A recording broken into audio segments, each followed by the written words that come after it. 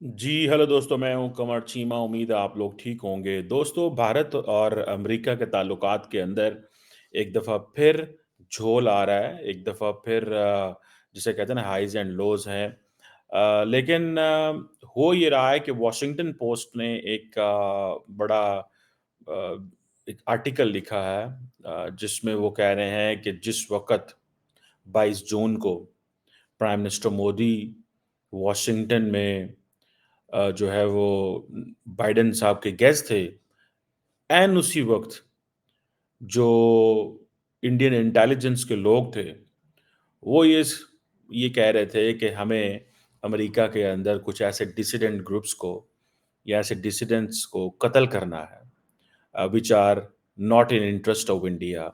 This is what Washington Post is saying. और अब हो ये रहा है कि इंडियंस ये कह रहे हैं कि बेसिकली अमेरिका जो है, वो इंडियन इलेक्शंस के अंदर इंटरफेयर कर रहा है। आज मिनिस्ट्री ऑफ एक्सटर्नल अफेयर्स जो है, उसने जो वॉशिंगटन पोस्ट के हवाले से जो स्टोरी आई है, उन्होंने उसको रिबटल भी किया है। उन्होंने कहा दिस इज़ अनवारंटेड, अनसब्सटेंशिएटेड जो है और स्पेकुलेटिव है, इर्रेस्पॉन्सिबल है। This is what the Indian foreign office ministry of external affairs ने अपना रिबटल दिया है। और उन्होंने कहा कि ऑलरेडी एक इन्वेस्टिगेशन हाई लेवल चल रही है, गवर्नमेंट ऑफ इंडिया देख रही है इसको। 2 चीज़ें हैं इस पे।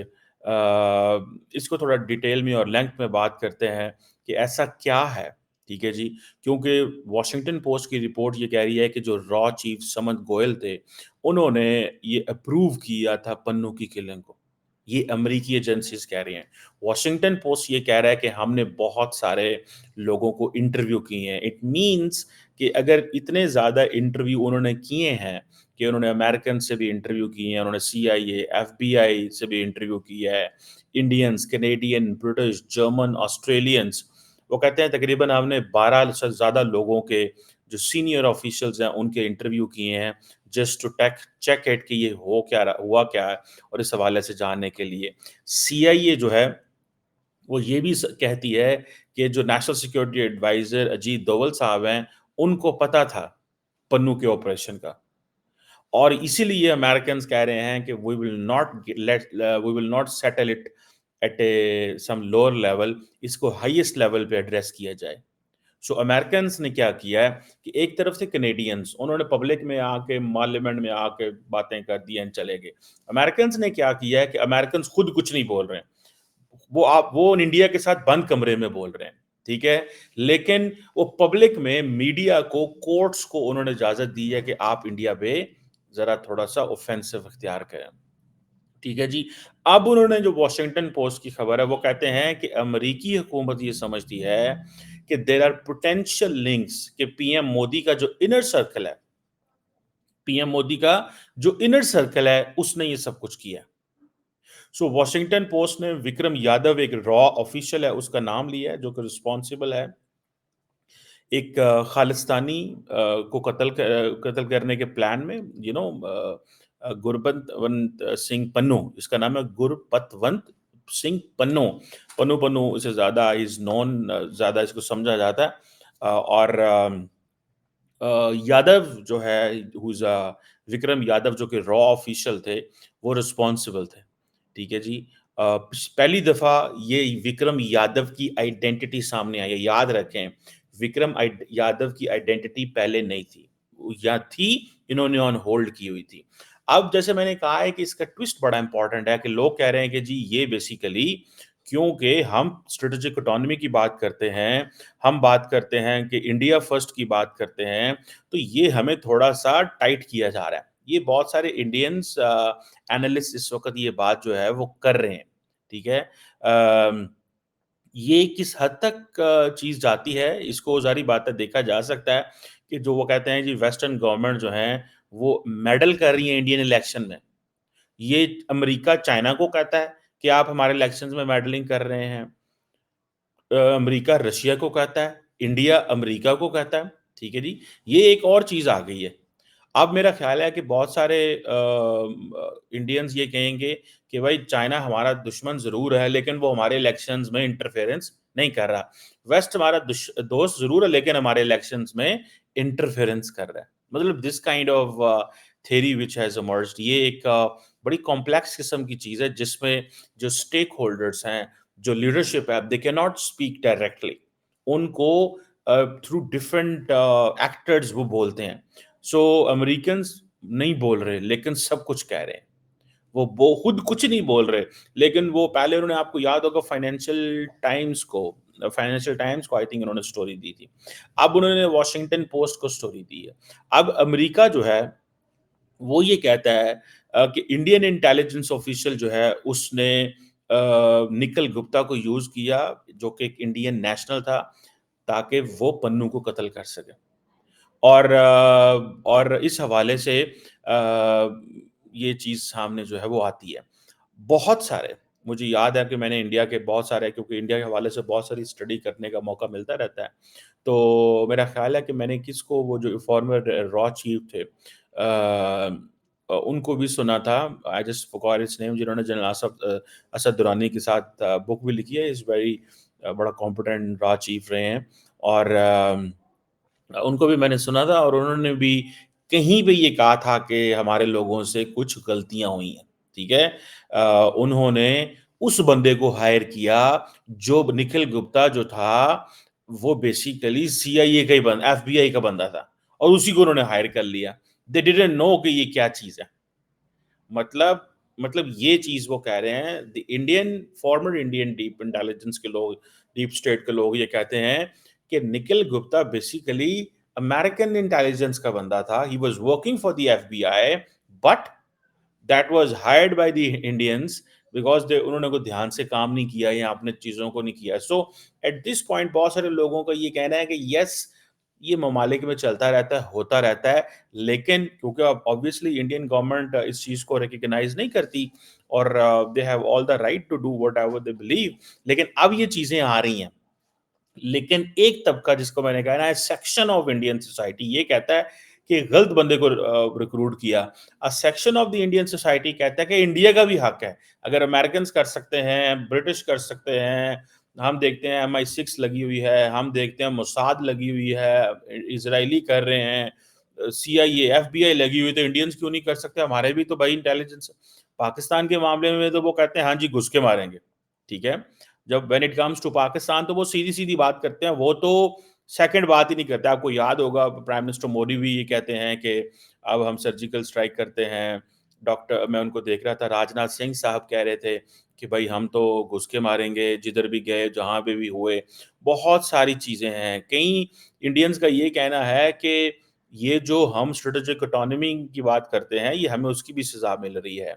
कई लोग कहते हैं कि भई हम जो फ्रांस के करीब हो रहे हैं, वो भी बहुत सारे मुल्कों को अच्छा नहीं लग रहा। बहुत सारे फैक्टर्स आ रहे हैं इस हवाले से, लेकिन प्राइमरीली द मोस्ट इम्पोर्टेंट चीज़ ये है कि अगर ये इवेंट ना होता, तो nobody was disturbing India, nobody was pointing out an finger at India. कोई इंडिया के ऊपर फिंगर तो नहीं कर रहा था कि भाई हाँ जी, ये जो है वो ये चीज़ है। सो ये कहा जाता है कि ये this is what US intelligence agencies जो हैं, कि जो वो कहती हैं कि समन गोयल जो था, रॉ के जो चीफ थे, अभी थोड़ी देर पहले, आई थिंक थोड़ा अर्सा पहले रिटायर हुए हैं, वो ही इज़ द मैन। और कहा जाता है कि गोयल अंडर प्रेशर था। अंडर प्रेशर किसके था? कि वो सिख जो एक्सट्रीमिस्ट ग्रुप्स हैं, उनको ख़त्म करे। ठीक है जी? और कहा जाता है कि गोयल ने अप्रूव किया, and Goyal can not approve it until and unless Doval साहब उन्हें ना कहें। ठीक है जी? सो सीआईए जो एनालिस्ट हैं, वो समझते हैं कि ये बेसिकली डोवल साहब का प्रोजेक्ट था। Doval was the man. अब ये ज़ाहिर बात है, इसको ऐसे तो नहीं हो सकता ना, पॉलिटिकल लोग को तो आप, you just can not raise finger at the political class, मतलब उनके तक कैसे, अगर ये दोवल तक जाता है, तो फिर ये पीएम मोदी तक जाता है, ठीक है? सो वो, you settle it somewhere at the bureaucratic level पे, आप चीज़ों को सेटल कर देते हैं। अ अब देखते हैं, सुनने में ये आता है कि गोयल जो है, उसको एक्सटेंशन की भी बात की गई थी कि शायद तुम्हें एक्सटेंशन में मिल ले, लेकिन आई थिंक नहीं मिली। वो जून 2023 में ही रिटायर्ड हो गए या उन्हें स्टेप डाउन कर गए। अब क्वेश्चन ये है कि जिसको जिसे कहते हैं ना कि ये एक बड़ी एक इंडिया और अमेरिका ताल्लुकात के ऊपर बड़ी एक रखना सा आ गया, ठीक है? आपको पता है कि अमेरिकन्स क्या समझते हैं? अमेरिकन्स ये कहते हैं कि इंडिया जो है वो अपने आप को राइजिंग फोर्स समझता है। न्यू जो इरा है ग्लोबल कंपटीशन का कि अमेरिका भी उसको साइड वे नहीं कर सकता। Now this particular thought is very much resonate and very much deep into the Western society. ये तो मैंने I have smelled this, I have spoken with people, those who told us कि ये जो particular चीज है कि इंडिया हैज बिकम इंडिस्पेंसिबल, कि इंडिया अब वो इंडिया नहीं है, इंडिया को आप साइडलाइन नहीं कर सकते। हर वेस्टर्न मुल्क को इंडिया की जरूरत है and there is a competition in the west कि हाँ जी, यही देखें, मैंने आपको कई दफा पहले कहा कि why will Secretary of State Antony Blinken and Biden will not speak in the front of the people. Media के आप आके क्यों नहीं बोलेंगे? भाई वो कभी भी नहीं बोलेंगे। याद रखिएगा एक चीज को, वो कभी भी नहीं बोलेंगे मीडिया पे आके। ठीक है जी। और उसकी वजह ये है कि अगर वो मीडिया पे आके बोलते हैं तो फिर तो पीछे चीज ही कोई नहीं रह गई। तो पीछे व्हाट फोर्स देम कि भाई वो देखें ये अमेरिकन ही हैं। जब विकीलीक्स पता चल आती है तो पता चलता है कि जनाब वो जर्मन को भी सुन रहे हैं, वो यूएन को भी सुन रहे हैं, वो फलां को भी सुन रहे हैं, टमकान को भी सुन रहे हैं।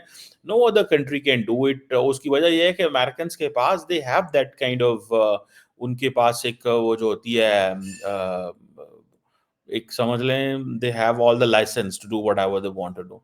बहरहाल उसकी वजह ये है कि they have so much global influence है, पावर है, इकोनॉमी है। ये एक चीज समझ लें आप। कहा जा रहा है कि ये जो असैसिनेशन अटेम्प्ट है, this is what the Washington post से, ये सिर्फ अमेरिका के लिए नहीं थी, ये एशिया, यूरोप, नॉर्थ अमेरिका और हर जगह पे थी। ठीक है जी। ये कैंपेन थी जो बेसिकली जो शुरू की गई थी। अब हुआ ये कि जो जो अमेरिका के अंदर प्लान तैयार किया जा रहा था, वो निजर के प्लान के साथ उधर कनाडा में मिल गया। एंड देन उसको फिर कैनेडियंस ने अनर्थ करना शुरू कर दिया। अमेरिकन ऑलरेडी इसके ऊपर कह रहे थे, जैसे हम कह रहे हैं कि वो जो बंदा था, जो असल बंदा जिसको हायर किया गया था, ठीक है जी, निखिल गुप्ता को, वो basically he was a FBI का बंदा था वो। इसीलिए उन्होंने कहा कि भैया हमें एफबीआई का बंदा के आप हत्थे चढ़ गए हैं, जो कि which should not have been the case. बहरहाल अब इस हवाले से वो इंडियंस के पास अगर देखा जाए तो दो तीन चीज़ें हैं। एक चीज़ तो ये, जैसे मैंने पहले कहा कि भाई देयर इज़ अ प्रोबेबिलिटी कि हमारे इलेक्शंस के ऊपर आप जो हैं वो इंटरवेयर कर रहे हैं। हाँ, ठीक है जी, वेस्ट पसंद नहीं करता हमें, वेस्ट हमारी तरक्की नहीं चाहता, वेस्ट हमें हमारी स्ट्रेटेजिक ऑटोनॉमी पे बात नहीं कर वो पसंद नहीं करता, ठीक है जी। वो कहता है कि वेस्टर्न जो इंटरेस्ट है वो डोमिनेट करें ओवर इंडियन इंटरेस्ट के ऊपर। ठीक है जी। और लाइक जिसे वो कहते हैं ना, एक एक अजीब-सी एक सिचुएशन है कि अब इससे क्या होगा? एक ऐसी सिचुएशन में क्या होगा कि किस तरह के हालात बनते जाएँगे। Indian ministry of external affair तो बोल रही है और वो कह रही है कि भैया ये आप गलत कर रहे हैं। सो मेरा ख़्याल है मैं इसको देखूँ तो मुझे ऐसे लग रहा है कि a third time prime minister Modi may not be good for many powers. उसकी वजह क्या है? A third time prime minister Modi will be more confident, assertive होगा, अपनी बात मनवाएगा। It's a new leadership is needed in India, maybe. लेकिन question ये है कि अगर ये वाकया नहीं होता तो नो अदर एविडेंस टेल्स कि the western government wants to destabilise Indian democracy, और यहाँ वो चाहते हैं, जो बहुत सारे लोग ये कह रहे हैं। अगर हम बहुत सारे लोगों का ये पॉइंट ले लें कि वेस्ट हमारी डेमोक्रेसी को कमजोर करना चाहता है, तो देन इस चीज को समझना चाहिए कि other than this issue, what are the other factors where West is trying to pressurize India? आपको कोई नहीं मिलेगा। उसकी वजह क्या है कि हाँ, ये हो सकता है कि इंडिया जब फॉर एग्ज़ाम्पल इमैनुअल मैक्रोन को मिलता है, तो बहुत सारों को अच्छा नहीं लगता। वो कहते हैं क्यों भई मैक्रोन क्यों आ रहा है वहाँ पे? मैक्रोन का क्या लेना-देना वहाँ पे, ठीक है? Because Macron is not liked. अभी तो 2 दिन पहले तो मैक्रोन कह रहे थे कि अमेरिकी इन्फ्लुएंस जो है वो नहीं होना चाहिए। सो ये इस तरह के क्वेश्चन जो हैं वो आ सकते हैं। लेकिन इंडियन इंटेलिजेंस जो आपको पता है कि इन नॉर्थ अमेरिका इंडियंस इंटेलिजेंस जो एजेंसीज़ हैं, उनके ऑपरेशंस हॉल्ट कर दिए गए हैं। And this is a story of 50 साल बाद हो रहा है ये। लेकिन वो जो क्वेश्चन वेस्ट में आ रहा है कि India is indispensable, India is indispensable, India जो है वो इंडिस्पेंसिबल है। ये जो चीज़ है ये चीज़ लोगों के सामने आ रही है। और ये चीज़ बहुत सारे अमेरिकन्स को, वेस्टर्न्स को अच्छी नहीं लग रही, ठीक है जी। तो लेकिन वो ये भी कह रहे हैं कि एक बहुत सारे जो वेस्टर्न अदारे हैं, वो अब इंडिया के ऊपर रिपोर्ट्स जारी कर रहे हैं। एक फ्रीडम हाउस ने रिपोर्ट जारी की, ठीक है जी, कि ट्रांसनेशनल रिप्रेशन नेटवर्क उन्होंने बनाया हुआ है इंडियन अथॉरिटीज़ में। मुझे ऐसा लगता है कि इंडियन लीडरशिप ने सो फार, लीडरशिप की बात कर रहा हूँ, वेस्ट के ऊपर कमेंट नहीं किया। देखिए 2 चीज़ें हैं, वो क्या कर रहे हैं? वो कह रहे हैं कि दुनिया हमें लीडर मानती है, हम अब दुनिया के सामने एक्सेप्टेबल हैं। ये एक नैरेटिव है। ये नैरेटिव कि दुनिया हमें पसंद नहीं करती, वेस्टर्न वर्ल्ड, ये इंडियन लीडरशिप की तरफ से नहीं आया, ये लार्जली इंडियन एनालिस्ट की तरफ से आता है। वो इस कहानी को प्रॉप अप करना चाहते हैं because the leadership is silent on whatever is happening. ना तो वो एनालिस्ट को लोगों को ऑन बोर्ड ले रहे हैं, और अगर ऑन बोर्ड लेंगे भी तो क्या लेंगे? जहाँ पे बहुत सारी चीज़ें हैं जो वो सामने आ गई हैं। देखिए आज भी जो एमईए की स्टेटमेंट आई है उसमें एमईए क्या कह रहा है? एमईए कह रहे हैं high level inquiry is on going on, वो चल रही है इस चीज़ के ऊपर। ठीक है जी। सो ये चीज़ें जो हैं definitely it's a challenge for prime minister Modi. मुझे ऐसे लग रहा है कि ये क्वेश्चन जो है, अगर अमेरिका की ज़रूरत ना होती इंडिया की, अगर अमेरिका को इंडिया की ज़रूरत ना होती, तो उन्होंने पकड़ के मामलात इतने टाइट कर देने थे इंडिया के लिए कि आपकी सोच हो सकती है। लेकिन इंडिया जो है वो इंडिस्पेंसिबल है, they can not alienate India, they can not disregard India, वो उसको इग्नोर नहीं कर सकते। लगता ये है कि द मोमेंट ये जो क्योंकि इस आर्टिकल के अंदर जो इंडियन एमईए के स्पोक्सपर्सन हैं रणधीर जायसवाल साहब, उनको भी पूछा गया। मेरा ख़्याल है सवाल वगैरह किए गए होंगे, लेकिन उन्होंने रिबटल बड़ा तैयार करके बड़ा जल्दी रिबटल दिया है, ठीक है? और वो ज़ाहिर बात है बनता भी है ऑन द शेप ऑफ, क्योंकि उस वक़्त इलेक्शंस हो रहे हैं, ठीक है? तो अब इसमें क्या वेस्टर्न्स क्या कर सकते हैं? या वेस्टर्न्स के पास क्या चीज़ आ सकती है? कोई लार्जली ना तो इंडिया की देखें, अगर ये जो सिख मिलिटेंट ग्रुप्स को इंडिया एलिमिनेट करना चाहता है ना, बहुत सारे लोग इंडिया के अंदर खुल्लम-खुल्ला बोलते हैं, हाँ जी, करना चाहते हैं, बिल्कुल करना चाहते हैं। ये लोग कहते हैं because they believe that this is a part of the operation कि इंडिया इज़ अ मज़बूत कंट्री हो चुका है। जैसे पाकिस्तान में वो कहते हैं घुस के मारेंगे यार, क्या कर लोगे? पाकिस्तान की स्टेट खामोश होके बैठ जाती है। इंडिया अमेरिका नहीं बैठ सकता क्योंकि अमेरिका का प्रॉब्लम और है, अमेरिका भाई वो सुपर पावर है, ठीक है? उनके पास 25,000 किस्म के मिसाइल हैं। अभी वो शायद वो कहेंगे कि अगर हमने इंडिया को प्रेशराइज़ करना शुरू कर दिया, अगर हम हाथ हटाते हैं, तो हमें नुकसान होना है। क्योंकि अमेरिका के लिए इस वक़्त पन्नू का कत्ल इम्पोर्टेंट चीज़ नहीं है। What is Pannu?